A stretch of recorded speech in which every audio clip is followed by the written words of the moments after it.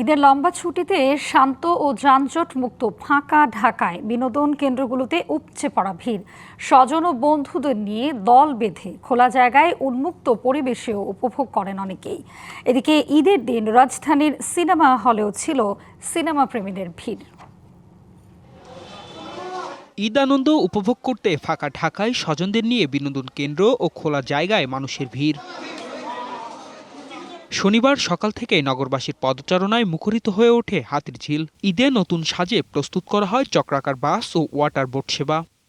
পরিবার পরিজনের পাশাপাশি অনেকেই আসছেন বন্ধুদের সাথে নিয়ে। ফ্যামিলি সহ বের হলাম, ঘুরছি, আরো ঘুরবো। পরিবারের সবার সাথে দেখা সাক্ষাৎ করলাম, তারপর আপনার ফ্রেন্ড সার্কেল নিয়ে বের হইলাম। এটা অন্যরকম একটা মজা।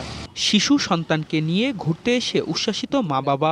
ওরা চাইছে যে বাচ্চা, বিশেষ করে আমার এই বেবিটা, ও ঘুরতে খুব পছন্দ করে। এদিকে রাজধানীর সিনেমা হলগুলোতেও দর্শনার্থীদের উপচে পড়া ভিড়। স্বজন ও বন্ধুদের নিয়ে প্রিয় তারকার সিনেমা দেখতে আসেন অনেকে।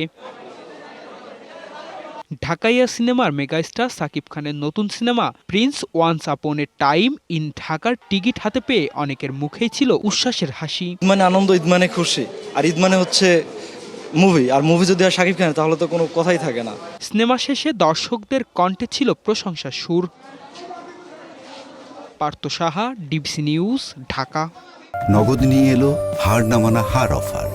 সর্বনিম্ন 10,000 টাকা রেমিটেন্স নগদে পাঠালে থাকছে স্বর্ণের হার জেতার সুযোগ।